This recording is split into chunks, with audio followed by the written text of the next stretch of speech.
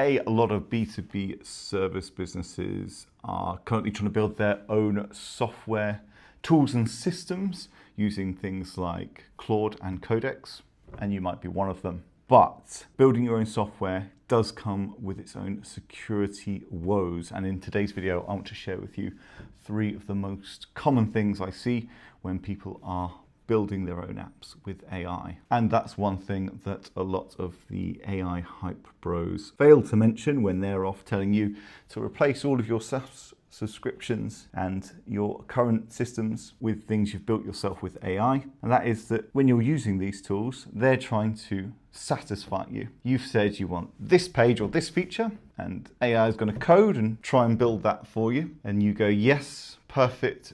Thank you, Claude. Thank you, Codex. That looks fantastic. Let's move on to the next thing. But when you're programming like that, security isn't baked in automatically. And it's not uncommon for vibe-coded applications to actually leave sensitive client data completely unprotected and accessible to the outside world. If we haven't met before, my name is Joe. I work as a technical partner with B2B service firms, building out things like software, automation, and internal tools.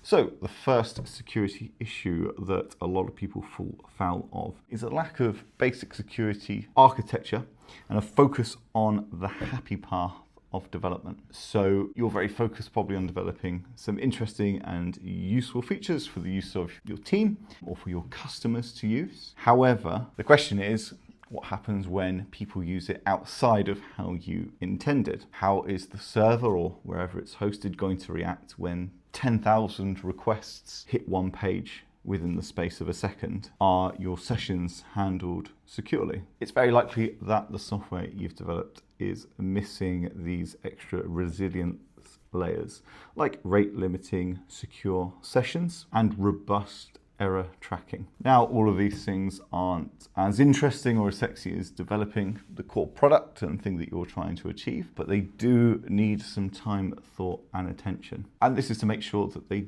do not leak data when under stress or any strange situations that you haven't accounted for. And when we do talk about cyber attacks, we're not talking about someone sat in their bedroom type away on their laptop, targeting companies one by one, or someone out to get specifically you. These are all mass automated bot attacks that are looking for weaknesses in systems, just like some of the ones we've discussed, and they'll identify them and then go in for the attack. And some of them are incredibly sophisticated. So the second big thing that comes up over and over again is poor input validation. So what do I mean by that? I mean, you've got a form, and maybe the form takes a name and a profile photo for use in your system. Now, AI is of course fantastic at building out that form and saving it somewhere and then showing that photo and name maybe on the profile page. That's the easy bit. But where people miss out on, where AI misses out on sometimes, is validating the data taken in is what you expect and that it can handle it. This is something that's quite a big focus in software engineering. Comes up time and time again across developers' projects. Validation is a big part of it. The reason why is, say you've got a name field and you're expecting someone to add in text. Well, what happens if people add in numbers instead? And you say, well, why would people ever enter numbers? 2 reasons. People don't do what you expect. Trust me, they will do some weird things in your system. Secondly, again, bot attacks that might be trying to enter malicious information. So how would your system respond to if it had just numbers entered into the name field? Would it break your application?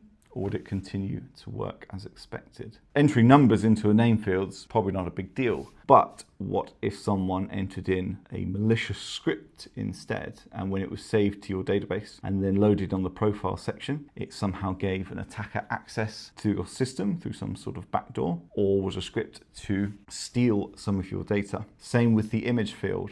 Are we checking, are we sure that what being uploaded is in fact a JPEG or PNG, for example? What if it is a script instead? What if it's masked as an image? Does your system have the right level of checking and protection to guard against that? A very real world example was hearing of a client project a while ago where they had an image field. I think it was for a similar sort of profile section that was available to the public internet. Bot comes along enters into that image field a malicious script, completely wiped their database, and there was no backup at the time. So these things definitely do happen.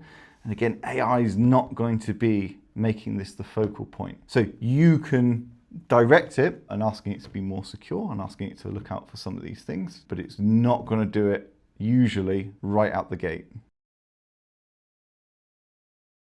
The third big thing that comes up over and over again is broken roles and permission systems. So a lot of the platforms people are developing at the moment, when they're not trivial, they'll have some sort of role system. You might be a super admin. Maybe some of your managers have the role of manager, and maybe you want to give some clients access, but they can be view only, or maybe some are editors, or maybe you have a specific client role and they can only see certain parts of the system. For example, you don't want your clients to be able to add new users or new clients to the system. For example, you probably want that functionality reserved just for you and your internal team. And what I've seen in a lot of applications is that it'll add in the option when you create a user to be able to select a role, a manager, super admin, editor, whatever. But behind the scenes, that is no more than just a piece of text. Role and permission building is quite complex sometimes and is a big separate piece of code. And what I've seen is people have, this is the manager, they can only see these sections. And that might be true in the UI on the screen. But actually, if you know the URL or the root, the manager can access the super admin pages, or the editor can actually create new users, or the editor can delete users and can end up on those pages in error. Whereas in a more secure system, they'd never be able to do that. If an editor tries to go to a super admin only screen, they'd get an error message and a block. But yeah, AI is not great at doing that just straight away because you've said you want to add roles. Do not assume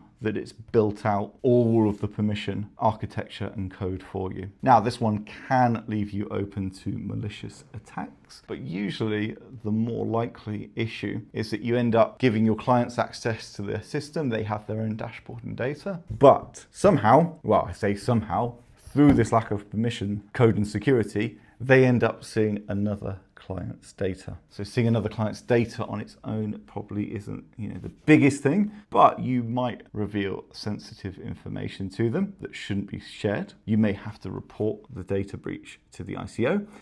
And probably worst of all is your client might lose confidence in you as a service provider.